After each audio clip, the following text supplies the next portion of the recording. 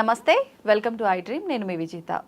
అసలు ఈ సమాజానికి ఏమైంది? మంచి చెడు, సభ్యత, సంస్కారం, అసలు మన సనాతన ధర్మం ఏం చెప్పింది? ఇవన్నిటిని ఎక్కడ వదిలేశారు? ఎందుకు ఇలా చేస్తున్నారు? రోజు రోజుకి ఎందుకు ఈ అఘాయిత్యాలు, ఈ ఘోరాలు ఎక్కువైపోతున్నాయి? మనం రోజు రోజుకి అసలు ఎందుకు ఇలాంటివి ఎక్కువగా చూస్తున్నాము? మనకి ఎంతోమంది గొప్ప గొప్ప వాళ్ళు వారి మాటల ద్వారా మనల్ని ఎంతో మోటివేట్ చేస్తున్నారు. అరే మార్పు వచ్చింది, మారుతున్నారు అనుకునే లోపే మళ్ళీ ఏదో ఒక రూపంలో దుర్మార్గాలన్నింటినీ మనం చూస్తున్నాము. అసలు ఏంటి ఇదంతా ఎందుకు జరుగుతోంది? ఇప్పుడు మేడంతో మాట్లాడి తెలుసుకుందాం. ప్రస్తుతం నాతో పాటు ఉన్నారు లైఫ్ కోచ్, ఫ్యామిలీ కన్సల్టెంట్ కే ప్రియా చౌదరి గారు. ఇప్పుడు మేడంతో మాట్లాడిద్దాం. నమస్తే మేడం.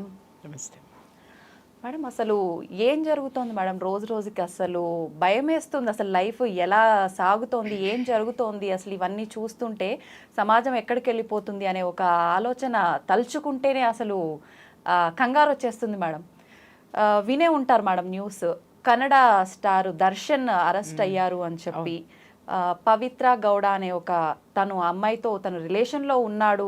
ఒక 10 సంవత్సరాలు రిలేషన్లో ఉన్న తర్వాత తనకు వేరే ఒక పర్సన్ అసభ్యకరంగా మెసేజ్లు చేస్తున్నాడు, తనతో బిహేవ్ చేస్తున్నాడు, సందేశాలు పంపుతున్నాడు అని తెలిసి వీళ్ళిద్దరూ ఒక ప్లాన్ ప్రకారంగా ఒక పర్సన్ని చంపారు అని చెప్పి ఆ హత్య కేసులో తను అరెస్ట్ అయ్యాడని చెప్పి వార్త వింటున్నాం మేడం.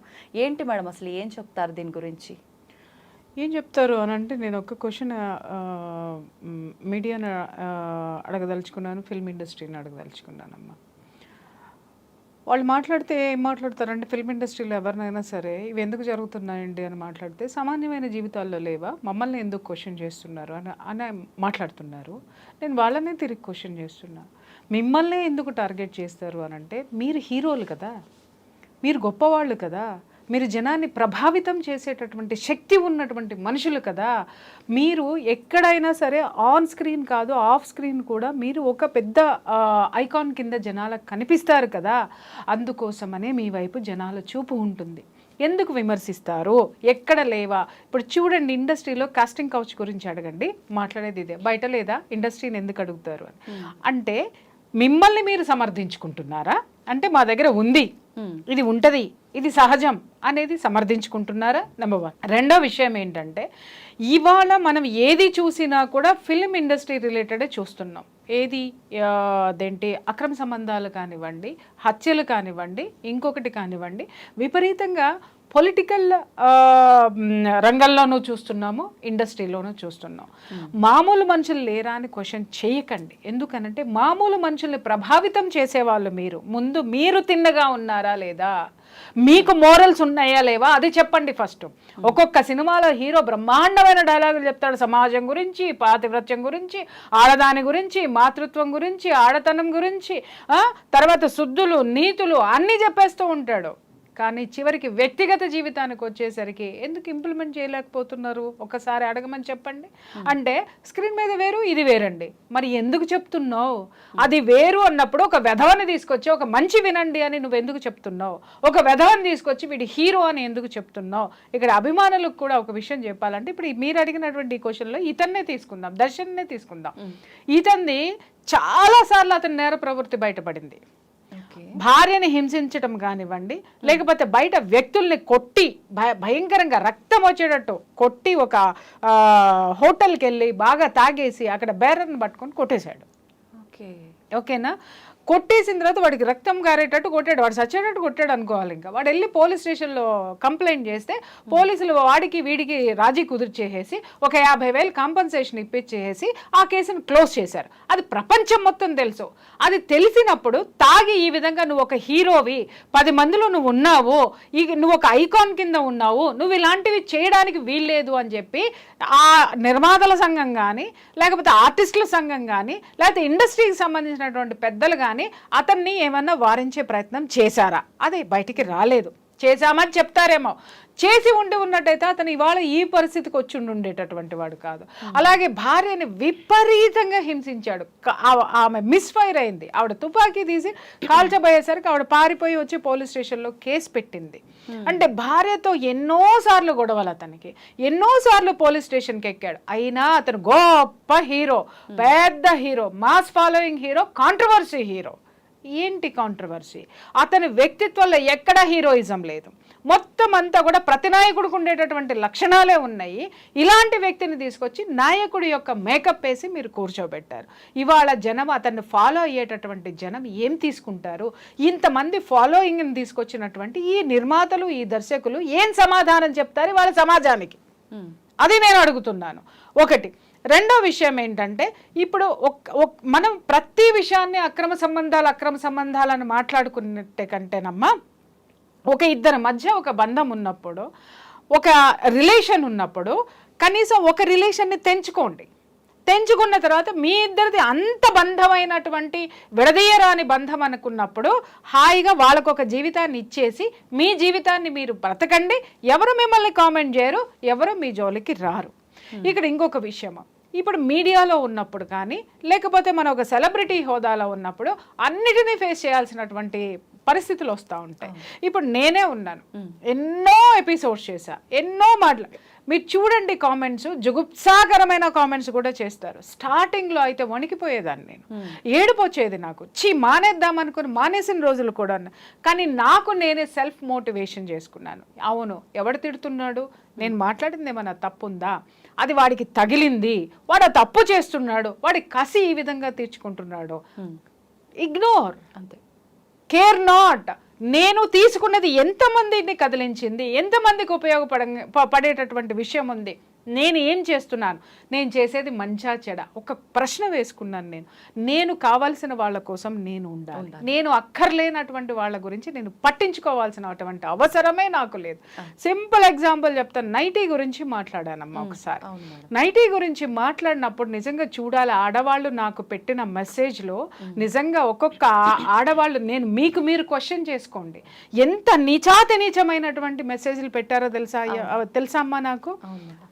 ఇమ్మీడియట్గా నాకు మా వాళ్ళు, మేడం చాలా విపరీతంగా తీయొద్దు మీరు ఆ ఎపిసోడ్, మీరు ఉంచి తీరండి అన్న. ఆ ఎపిసోడ్ నేను ఎందుకు చేయవలసి వచ్చిందంటే, ఎంతో మంది నా దగ్గర బాధపడిన వాళ్ళు ఉన్నారు, మగవాళ్ళు. మేడం ఎంచక్క చాలా మంది ఎక్స్ట్రా మ్యారిటల్ రిలేషన్స్ పెట్టుకున్న వాళ్ళని కూడా నేను క్వశ్చన్ చేశాను. నా దగ్గర పంచాయతీలు వస్తాయి కదా, ఏంటంటే మేడం అదేంటి ఎందుకయ్యా ఇట్లా, అక్కడ ఉన్నది ఇక్కడ ఉందనంటే, లేదు మేడం, ఇక్కడ వీళ్ళు మాకేది కావాలో మాకు ఎలా ఉండాలో ఉంటారు మేడం. ఇంట్లో చూస్తే 24 గంటలు ఆ నైటీలు వేసుకుని ఇంటికి రాగానే కంప్లైంట్ బాక్స్ లాగా మాట్లాడుకుంటూ మాకేమవుతుందంటే మాకు రిలాక్సేషన్ అనేది లేకుండా చేస్తున్నారు. నేను అందరినీ అనట్లేదు, అందరూ చాలా దరిద్రులను భరించేటటువంటి ఇల్లాళ్ళని గురించి నేను మాట్లాడలేదు. నేను మాట్లాడిందంతా జీవితాన్ని మీరు అనవసరంగా ఎలాంటి నిరాశ నిస్పృహల వైపు నెట్టుకుంటున్నారో దాంట్లో ఇది ఒక భాగము. మీరు ఇంటికి వచ్చేసరికి మన సంప్రదాయం మనకుందమ్మా, నువ్వు నైటీలు వేసుకుంటున్నావు, హెల్త్ బాగోన్నప్పుడు వేసుకో, లేకపోతే బయటికి రానప్పుడు వేసుకో, నువ్వు డే అండ్ నైట్ అవే వేసుకో. చాలా మంది నాకు కంప్లైంట్ చేసింది ఏంటి అని అంటే, మేడం గుట్టలు చీరలు ఉంటాయి, వేలకు వేల చీరలు, వందల చీరలు కొంటారు, మా డబ్బులన్నీ ఖర్చు పెట్టిస్తారు, ఒక్క రోజు కూడా చీర కట్టుకున్న పాపాన్ని పోరు, ఫంక్షన్లకు వెళ్తే డ్రెస్సులు వేసుకుని వెళ్తారు. మేడం చీరలో అందంగా చూడాలని అనుకుంటాం, కానీ వాళ్ళు మాకు కనిపించరు. అసలు చూడండి ఎక్కడ మేము సౌందర్యం చూడాలి మేడం వీళ్ళల్లో అని చెప్పేసి అని మాట్లాడిన మగవాళ్ళ శాతం ఎంత ఉందో అప్పుడు నేను కూర్చొని మాట్లాడా. దయచేసి మీరు మారండి, మీ భర్త పక్కింటి దానికేసి ఎందుకు చూస్తున్నాడు, ఇంకొక దానికేసి ఎందుకు చూస్తున్నాడు, మీరు ఉండవలసిన దాంట్లో ఉండండి, దయచేసి మీరు మారండి అని నేను చెప్పిన దానికి విపరీతమైన ట్రోల్ చేశారు, విపరీతమైన బూతులు తిట్టారు. Care not. నిజంగా ఎపిసోడ్ ఇంకొకరు చూసుకుంటే సూసైడ్ చేసుకునేటాడు. అదే ఆడవాళ్ళు 1 సంవత్సరం తర్వాత నాకు కలిసిన ఆడవాళ్ళు చాలా మంది చెప్పింది ఏంటంటే, థ్యాంక్స్ మేడం. ఎందుకు అనంటే, మీరు చెప్పినప్పుడు మాకు చాలా కోపం వచ్చింది మేడం, మా హస్బెండ్స్ చాలా మంది వైఫ్లకి పంపిస్తే బండబోతులు తిట్టేశారు నన్ను. ఎందుకంటే చాలా మంది నాకు చెప్పారు, ఏమంటే మా ఆవిడకి మీరు పంపించానండి అంటే, నేను అన్న బాగా తిట్టిందా అన్న, తిట్టిందండి అని. అంటే మరి నన్ను తిట్టించడానికి నువ్వెందుకు పంపించినావయ్యా, ఆవిడ చూసుకుంటుంది కదా, తిట్టించే కార్యక్రమం మీ ఆవిడని నువ్వు తిట్టుకోవాలనుకుంటే నన్ను తిట్టించే ప్రోగ్రామ్ ఎందుకు పెట్టినావు అని నేను జోక్ చేసి వదిలేసేదా. చాలా మంది ఆడవాళ్ళు ఎక్స్ప్రెస్ చేసింది ఏంటి అని అంటే, మేడం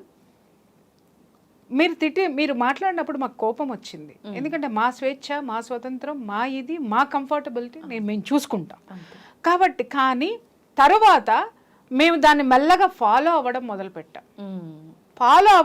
పెడితే మా ఇంట్లో మార్పు వచ్చింది, మనుషుల్లో మార్పు వచ్చింది, నా భర్తలో మార్పు వచ్చింది, నాకు ఒక మంచి ఒక గౌరవమైన వాతావరణం అనేది నా చుట్టూ వచ్చిందని చెప్పిన ఆడవాళ్ళు ఎంతమంది ఉన్నారు, మగవాళ్ళు కూడా. థ్యాంక్స్ మేడం, ఎందుకంటే మేము ఎంత చెప్పినా మా భార్యలు వినలేదు. మీరు కారణాలు చెప్పారు, నైటీలు వేసుకోవడం వల్ల వాళ్ళు నష్టపోయేదేంటో చెప్పారు. మా భార్య మారింది, చక్కగా చీరలు కట్టుకుంటుంది, ఎక్కడికన్నా వెళ్ళేటప్పుడు కట్టుకుంటుంది అట్లీస్ట్ అని చెప్పిన వాళ్ళు కూడా ఉన్నారు. అంటే ఇక్కడ ఈ దర్శన్ విషయంలో ఇది నేను ఎందుకు చెప్పాల్సి వచ్చిందంటే, దర్శన్ విషయంలో కూడా అతను ఎవరు, రేణుకా స్వామి, అతను ఎవరో ఇతను ఫ్యాను, ఇతను తప్పుడు దారిలో పోవడం, వాళ్ళ హీరో తప్పుడు దారిలో పోవడం ఇష్టం లేదా, ఎందుకంటే భిన్న కథనాలు వినిపిస్తున్నాయి. అతను బ్లాక్ మెయిలరు, లేకపోతే అతను ఒక సైకో, అతను ఏదైనా అవనివ్వండి. ఎందుకంటే మనం సోషల్ ప్లాట్ఫామ్ మీద ఉన్నప్పుడు చాలా మంది వస్తారు. ఉన్నప్పుడు నువ్వు పోలీస్ స్టేషన్లో కంప్లైంట్ ఇచ్చి పోలీసులకు అప్పచెప్పేస్తే ఇమ్మీడియట్గా వాళ్ళు వార్న్ చేసి ఉండేవారు, సైబర్ క్రైమ్కి ఇచ్చేసి ఉంటున్నట్టయితే వాళ్ళు కంట్రోల్ చేసి ఉండేవాళ్ళు అతన్ని. అది కాకుండా పర్సనల్గా మీరు తీసుకొని గ్రడ్జి పెట్టేసుకొని మీరు అతని మీదకి వెళ్ళిపోయి అతనికి మీరు వ్యక్తిగతంగా బుద్ధి చెప్పాలి అని చెప్పేసి అని ధోరణికి మీరు వెళ్ళిపోయిన తర్వాత ఈరోజు జరిగిందేంటి, ఒక మనిషి ప్రాణం తీయడం పక్కన పెట్టండి, అది చాలా బాధాకరమైనటువంటి విషయం. అంటే ఒక చిన్న విషయాన్ని గోటితో పోయేదాన్ని గొడ్డల వరకు తెచ్చుకున్నారంటే ఇక్కడ అహంకారము, అహంభావము, నేరపూరితమైనటువంటి ఆలోచనలు ఇవాళ సెలబ్రిటీల్లో వేళ్ళూనుకుని పోయి ఉన్నాయి అనేది మనకు కనిపించడం లేదా? నువ్వు 10 మందికి నీతులు చెప్తావే, ఒక డైలాగ్ తోటి జనాలకి విజిల్స్ వేయించుకుంటావే, సమాజం ఎలా ఉండాలో పుంఖాను పుంఖాలుగా చెప్తావే, మరి నువ్వు సమాజంలో ఉన్నటువంటి నువ్వు వ్యక్తి సమాజంలో నువ్వు చేసిందేంటి?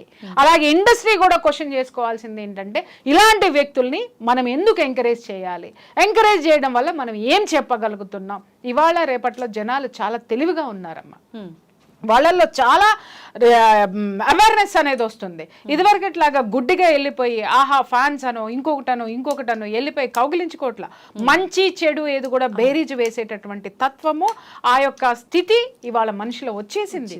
ఎందుకనంటే ఒకప్పుడు మీడియా నీ చేతిలోనే ఉండేది, కెమెరా నీ చేతిలోనే ఉండేది, ఇవాళ ఫోన్ ద్వారా నా చేతికి వచ్చేసింది. నేను కూడా సెలబ్రిటీ అయిపోతున్నాను, నేను కూడా ఏది చేయాలో అది చేస్తున్నాను, హీరో ఏది చేస్తాడో అది కూడా నేను చేసి చూపిస్తున్నాను. కాబట్టి ఇక్కడ మనము ఈ సమాజంలో గెలవాలి అనంటే అంతర్యాలు ఇటువంటి వాటన్నిటినీ కూడా మనము సమాజానికి చాలా జాగ్రత్తగా అనుసంధానం చేసుకొని తదనుగుణంగా వెళ్లాల్సినటువంటి అవసరం ఉంది. నీతులు పక్కవాడికి చెప్పడానికైనా మనకి పనికి రావా? ఈ రోజు దర్శన్ ఈ స్థితికి రావడానికి కారణము, ఎంకరేజ్ చేయడానికి కారణం కూడా నేను చెప్తున్నా శాండిల్వుడ్ ఇండస్ట్రీ మాత్రమే. అది భయంకరమైనటువంటి నిజం అన్నమాట. ఎందుకంటే ఇంతకు ముందు అతని మీద ఆల్రెడీ భార్య మీద హత్యాచారం చేయబోయే సిచ్యుయేషన్ లో అతను 2-3 సార్లు కేసులు ఎదుర్కొన్నాడు. ఆమెను ఇంట్లో ఇక్కడ ఒక ఎగ్జాంపుల్ నేను శాండిల్వుడ్ దే అని ఎందుకు చెప్తున్నానంటే, ఈ అమ్మాయి కాకుండా ఇంకొక నటితోటి కూడా అతను సహజీవనం చేస్తే ఆ భార్య అమ్మాయిని అబ్జెక్ట్ చేసింది. తర్వాత అమ్మాయి మీద ఫిర్యాదు చేస్తే ఇండస్ట్రీ పెద్దలు ఏం చేశారు, ఆ అమ్మాయిని ఇండస్ట్రీ నుంచి బ్యాన్ చేశారు. అవును మేడం. మరి ఆ అమ్మాయి ఇతనితో ఉండి తప్పు చేస్తుంది అని అనుకున్నప్పుడు, మరి తప్పు ఇటువైపు నుంచి కూడా జరిగినప్పుడు మరి ఇతని మీద ఎందుకు చర్యలు తీసుకోలేదు అంటే, పురుషాధిక్య సమాజమా? పురుషాధిక్యతను మీరు చూపించారా? పార్షియాలిటీని చూపించారా? అక్కడ ఆడదాన్ని బలి చేశారు, బాగుంది. మరి ఈ ఆడదాన్ని ఎందుకు మీరు బ్యాన్ చేయలేదు? అలాగే మళ్ళీ అతని అదే కొనసాగిస్తున్నాడు. ఆ అమ్మాయి వెళ్ళిపోయిందో, పెళ్లి చేసుకుందో, ఇంకేం చేసుకుందో, ఆ అమ్మాయి జీవితాన్ని అమ్మాయి చూసుకుంది. కానీ ఇతను మాత్రం ఈ అక్రమ సంబంధాలు అనేది ఆపలేదు, ఆపకుండా అదే కొనసాగిస్తున్నాడు. ఇవాళ ఇంత పెద్ద మచ్చ ఆ యొక్క కన్నడ ఇండస్ట్రీకి రాలేదా? తీసుకొచ్చింది ఎవరు? అతన్ని మోసినటువంటి వీళ్ళందరిది తప్పు కాదా? అలాగే జనం కూడా నేను చెప్తున్నాను కదా, స్క్రీన్ మీద చూసి హీరోలను చూసి వాళ్ళలాగా లైఫ్ స్టైల్, వాళ్ళలాగా షర్ట్లు వేసుకోవడం, వాళ్ళలాగా హెయిర్ స్టైల్స్, వాళ్ళలాగా సమాజాన్ని కేర్ లేకుండా మాట్లాడడము, విలువలు లేకుండా మాట్లాడడం, వాళ్ళని వీళ్ళు తీసుకొని ఐకాన్గా తీసుకొని వాళ్ళని మార్గదర్శులుగా తీసుకొని ఇవాళ యువత కూడా నాశనం అయిపోతుంది. ఇది నేను ఎందుకు చెప్తున్నానంటే, ఒక సినిమా రాముడు భీముడు అని చెప్పేసి అని మనకి తెలుగులో ఎన్టీఆర్ గారు డ్యూయల్ రోల్ చేసినటువంటి క్యారెక్టర్ చేసినటువంటి సినిమా ఒకటి ఉంది. దాన్ని కన్నడలో రాజ్ కుమార్ గారు చేశారు. ఇదే కన్నడ ఇండస్ట్రీ గురించి మాట్లాడతాను. రాజ్ కుమార్ గారు చేశారు. దాంట్లో ఒక సీన్ ఉంటుంది. ఏంటి అని అంటే, ఆ రాముడు భీముడు సినిమాలో ఒకటేమో సాఫ్ట్ క్యారెక్టర్, అమాయకత్వమైన క్యారెక్టర్ ఉంటుంది, ఒకటేమో రఫ్ అండ్ టఫ్ క్యారెక్టర్ ఉంటుంది. దాంట్లో భీముడు అనేటటువంటి క్యారెక్టరు హోటల్కి వెళ్ళి శుభ్రంగా టిఫిన్లు కావాల్సిన ఒక 10 రకాలు తినేసేసి డబ్బులు ఎగ్గొట్టేసి ఇప్పుడే వస్తానని చేయగడుక్కొని పారిపోతాడు. ఇది సీను. డైరెక్టర్ చెప్పాడు, సార్ మీరు ఇది అనగానే ఇమ్మీడియట్గా ఆయన అన్నాడు, no no no no no నేను ఇది కాదు మార్చండి అని అంటే, ఎందుకు సార్ ఇది కొంచెం రఫ్ క్యారెక్టర్ కదా, ఈ క్యారెక్టరైజేషన్ ఇంతే సార్ అని అంటే, తప్పు. నేను డబ్బులు ఎగ్గొట్టేసి నేను వెళ్ళిపోయాను అని అంటే నా ఫ్యాన్స్ అందరూ అదే ఫాలో అవుతారు రేపటి నుంచి.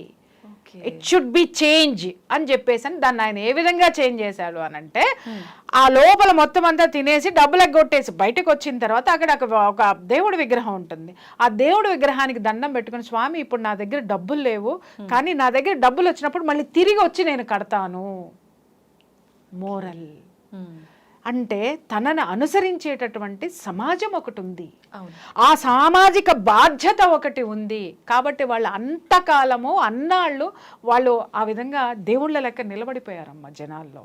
ఆ సామాజిక బాధ్యతను కూడా వాళ్ళు తీసుకున్నారు. కాబట్టి వాళ్ళ హీరోల ప్లేస్లో ఉండి డబ్బు, సెక్స్, ఉమెన్, ఇవి తప్ప, ఉమెన్, వెల్త్, వైన్, ఈ 3 తప్ప ఎవరు ఏదైనా పాటిస్తున్నారా?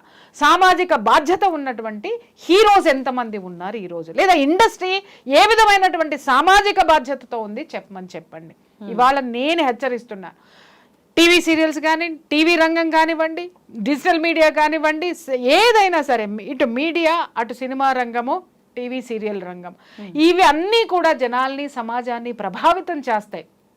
కాబట్టి మనం తీసుకునేటటువంటి నిర్ణయాలు, మనం నడిచేటటువంటి ఆ యొక్క నడవడిక కూడా ఇక్కడ చాలా అవసరం ఉంది.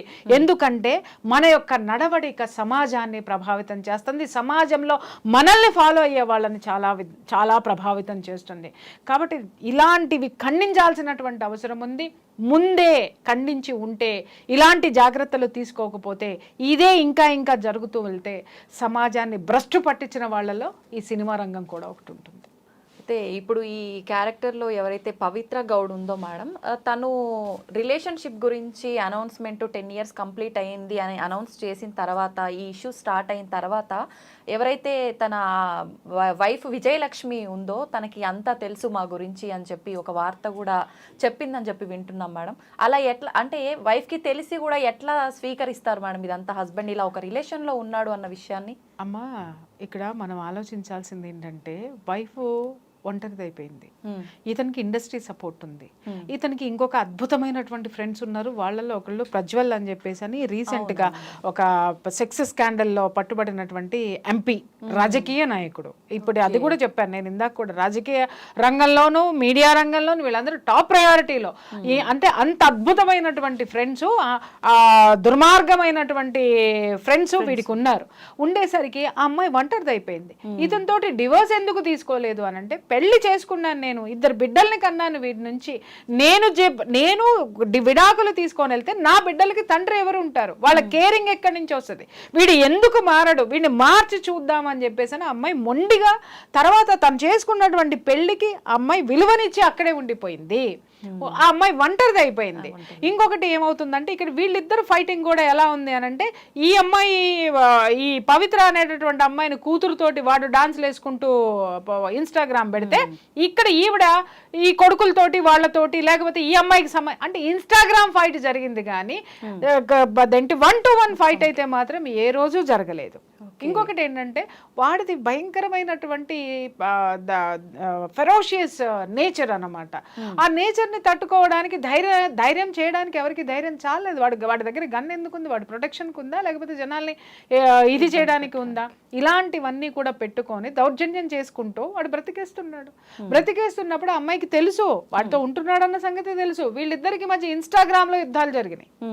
దీన్ని బేస్ చేసుకుని ఈ రేణుకా స్వామి అనేటటువంటి వాడు, అరే ఆమె భార్యనో, లేకపోతే ఈ అమ్మాయి అంటే చిరాకు పడో, లేకపోతే ఒక హీరో అనేటటువంటి వాడు ఇలా ఉండాలి కాబట్టి ఇట్లా ఎందుకు ఎందుకున్నాడు అనేటటువంటి దాంతో ఒక్కొక్కళ్ళకి ఒక్కొక్క నేచర్ ఉంటుందమ్మా మనలో. ఇప్పుడు వీడు హీరో అని బయటకు కనిపిస్తూ లోపల ఒక నేచర్ ఎలా పెట్టుకున్నాడో, ఈ రేణుకా స్వామి అనేటటువంటి వ్యక్తి కూడా శుభ్రంగా హాయిగా ఆడ కూర్చొని సంసారం చేసుకొని ఎవడెట పోతే నాకెందుకని పోతే శుభ్రంగా అతను బ్రతికుంటుండేవాడు. ఈ రోజు పట్టించుకొని దాంట్లోకి దూరిపోయి ఒక హీరోయిజాన్ని చూపించుకోవడమో లేకపోతే ఇంకొకటి ఏదో చేయబోయో ఈ రోజు ప్రాణాలు పోగొట్టుకున్నటువంటి పరిస్థితి ఏర్పడింది.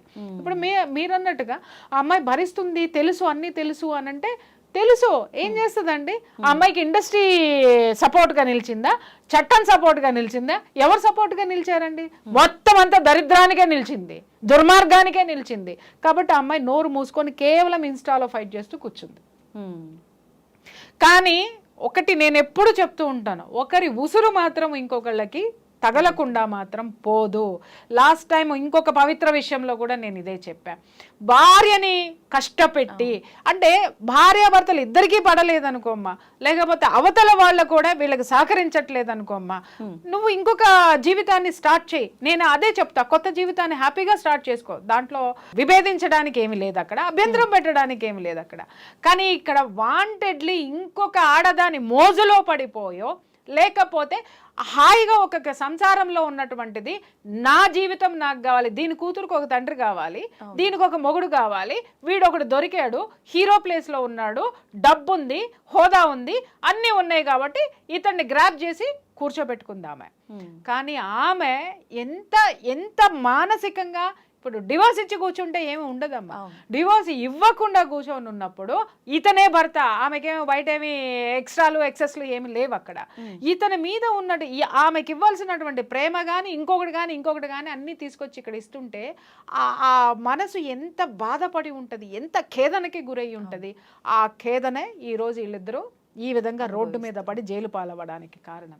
ఈ రోజుకి నేను చెప్తున్నా, దయచేసి అనవసరంగా ఎవరిని బాధ పెట్టకండి, ఒకరి జీవితాన్ని ఇంకొకరు తీసుకోకండి, 100% తీసుకోకండి. మీరు ఇద్దరు కలిసి జీవించాలనుకున్నారా, నీ భార్యకి డివోర్స్ ఇవ్వు, లేకపోతే నచ్చ చెప్పుకో, లేకపోతే ఇంకొకటి చేసుకో, హ్యాపీగా నిలవ. అంతేగాని వాళ్ళని అక్కడ వదిలేసి, అనాథల్లాగా వదిలేసి, వాళ్ళని పట్టించుకోకుండా, వాళ్ళని ఏమీ చేయకుండా ఏదో జరిగింది కదా అని చెప్పేసి అని ఇవన్నీ మీరు ఇలా చేసుకుంటూ పోతుంటే ఇవాళ ఏమవుతుంది? చట్టం తన పని తాను చేయట్లేదు. తర్వాత న్యాయస్థానాల దాకా చట్టం కరెక్ట్గా చేస్తే న్యాయస్థానాల వరకు వెళ్తుంది. న్యాయస్థానాల దగ్గరికి వెళ్ళినా కూడా ఇవాళ సుప్రీంకోర్టు యొక్క తీర్పును చూపించి ఇష్టం వచ్చినట్టు బరి తెగించి తిరుగుతున్నారని చెప్పుకోవాలి. ఇలాంటివి జరుగుతున్నప్పుడు ప్రకృతి తాను తీసుకుంటుంది ఆ బాధ్యత. ఇది ఎన్నోసార్లు నేను చెప్పా, అదే జరుగుతుంది. బ్యాలెన్స్ చేస్తుంది. ఆమెకు ఒక భేదం, ఒక బాధను మిగిల్చారు వీళ్ళు, ఆ బాధను వీళ్ళకి ఇచ్చేసింది, బ్యాలెన్స్ చేసేసింది. ఎదుటి వాడికి మనం ఏది ఇస్తామో అదే మనకి మిగులుతుందమ్మా, అది మర్చిపోవద్దు ఎప్పుడు. మేడం, ఇప్పుడు జరిగిన ఈ సిచ్యువేషన్, ఈ హత్య ఏదైతే ఉందో దాంట్లో ఇద్దరి ప్రమేయం ఉంది. దర్శన్ది అయితే ఏంటి, పవిత్ర గౌడ్ది అయితే ఏంటి? మరి ఎందుకు దర్శన్ని మాత్రమే అరెస్ట్ చేశారు, పవిత్రని ఎందుకు అరెస్ట్ చేయలేదు? ఆమె హాస్పిటల్లో ఉంది అనేది మాట అదంతా నిజమే అంటారా మేడం? నమ్మొచ్చు అంటారా ఇదంతా? నిజంగా తనకు దెబ్బలు తగలడం ఇదంతా అది వాస్తవం. ఎందుకంటే విడిపోయాడు, 4 దన్నాడు, మరి అక్కడ ఏం జరిగింది ఏంటి అనేది ఆ హింసాత్మకమైనటువంటి సంఘటన. అంటే ఇతనికి హీరోయిజం కదా, బయట కూడా నేను అలాగే అని ఫీల్ అవుతా ఉంటాడు. బయట కూడా హీరోయిజం తోటి ఇలాంటి అక్రమ సంబంధాలు పెట్టుకున్న మొగుళ్ళని తన్ని కాపురాలు నిలబెడితే హీరో అయ్యుండి ఉండేవాడే.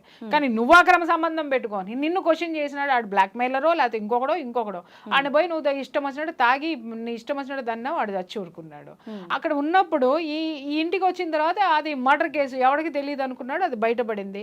ఈ అమ్మాయి ప్రవోక్ చేసింది. అంటే నువ్వు మగాడివి కాదా, వాడు నువ్వు కంట్రోల్ చేయలేవా, వాడు నన్ను ఆదుకుంటున్నాడు, ఇలా రెచ్చగొట్టి ఉండొచ్చు. వాడు ఆ కోపంతో పోయి రెచ్చిపోయి ఈ నెత్తి మీదకి తెచ్చుకున్నాడు, పడేసి కొట్టాడు ఆ అమ్మాయిని. కొట్టేసరికి ఆ అమ్మాయి పోయి హాస్పిటల్లో ఉంది. ఆ అమ్మాయి A2గా ఉంది.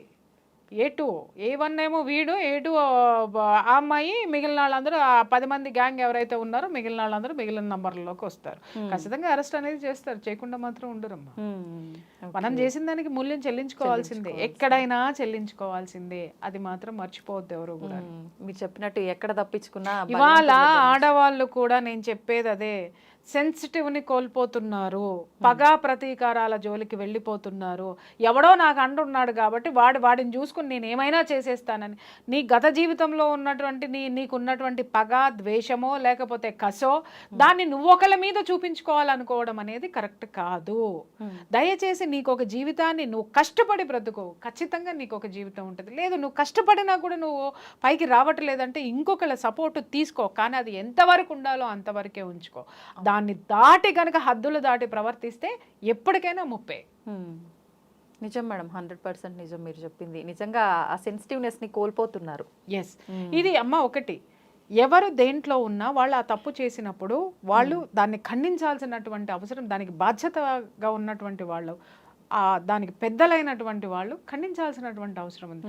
ఇప్పటికీ శాండిల్వుడ్ అనేది అతని మీద చర్యలు ఎందుకు తీసుకోలేదు, అతని బహిష్కరణకు ఎందుకు గురి చేయలేదు? ఒక ఆడదాన్ని, ఒక హీరోయిన్ అతనితోటి లివ్ ఇన్ రిలేషన్షిప్ లో ఉందని మీరు బాన్ చేసి పడేశారు, బాగుంది. మరి ఇతను అదే ఇది కొనసాగిస్తూ ఉన్న ఇతన్ని మీరు ఎందుకు ఏమీ చేయలేదు? పురుషాధిక్య ప్రపంచమా ఇది? పురుషాధిక్యతను చూపిస్తున్నారా? ఆడదాన్ని తొక్కేస్తారా? ఆడదాళ్ళను వాడుకుంటారా? మీకు ఏ విధమైనటువంటి గౌరవం ఆడదాని మీద లేదా? అమ్మాయి భార్య ఉంది, భార్య మీద మీకే గౌరవం లేదా? ఆ అమ్మాయికి ఇవ్వాల్సినటువంటి మర్యాద మీరు ఇవ్వాలి కదా, ఆ అమ్మాయికి ఇవ్వాల్సిన ప్రొటెక్షన్ మీరు ఇవ్వాలి కదా. ఎవరికి ఇచ్చారు? ఒక దుర్మార్గుడికి ఇచ్చారు. ఎందుకంటే ఇతన్ని పెట్టుకుంటే కోట్లు వస్తాయి సినిమాలకి, ఇతన్ని పెట్టుకుంటే మాకు ఇది ఉంటుంది, లేదా ఇతని వెనక ఒక చెప్పాను కదా ఇందాక, మహామహులందరూ కూడా ఇతని వెనక ఉన్నారు కాబట్టి భయపడ్డారా వీళ్ళందరూ? అంటే ఎవరి మీద చూపిస్తున్నారు? ఆడవాళ్ళ మీద మాత్రమే ఈ ప్రతాపం చూపిస్తున్నారు. నీతులు చెప్పేది పక్కవాడికే, మీకు కాదా అనేది క్వశ్చన్ చేస్తున్నాను. ఓకే, చాలా వరకు అంటే ఇలాంటి సంఘటనలు జరిగినప్పుడు మనందరం కూడా చూస్తున్నాం మేడం, ఆడవాళ్ళదే తప్పు అని. ఎంతసేపు ఆడవాళ్ళనే వీళ్ళదే తప్పు, వీళ్ళ వల్లే ఇదంతా జరిగింది అని చెప్పి కామెంట్స్ అయితే ఏంటి, మాట్లాడే విధానం అయితే ఏంటి, అంతా ఆడవాళ్ళదే తప్పు అనే టైప్లోనే మాట్లాడుతున్నారు మేడం. తిలా పాపం తలా పిడికడమ్మా అంతే. ఎందుకంటే ఇక్కడ అతన్ని వారించిన ఇండస్ట్రీది, అతన్ని కంట్రోల్ చేయలేకపోయినటువంటి చట్టానిది. ఎందుకంటే ఎన్నిసార్లు ఉన్నా అతను పోలీసుల నుంచి తప్పించుకోవడమో, ఇన్ఫ్లుయెన్స్ యూజ్ చేసుకుని బయటికి రావడమో. అలాగే అలాంటి వెధవాన్ని ప్రతి ఒక్కడికి తెలిసి కూడా వాడిని హీరోగా ఆరాధిస్తున్నటువంటి సమాజానికి కూడా తప్పలేదా? అసలు నిజంగా ఒక సిచ్యువేషన్ జరిగినప్పుడు అసలు తప్పు ఎవరిది, ఎక్కడ తప్పు ఉంది, ఎవరి సైడ్ నుంచి తప్పు ఉంది అనేది తెలుసుకొని మాట్లాడితే కనుక బాగుంటుంది మేడం. మీరు చెప్పినట్టుగా నిజంగా చాలా మంచి ఎక్స్ప్లెనేషన్ ఇచ్చారు మేడం, చాలా చక్కగా తెలియజేశారు మాకు డీటెయిల్స్ అన్నింటినీ కూడా. Thank you madam.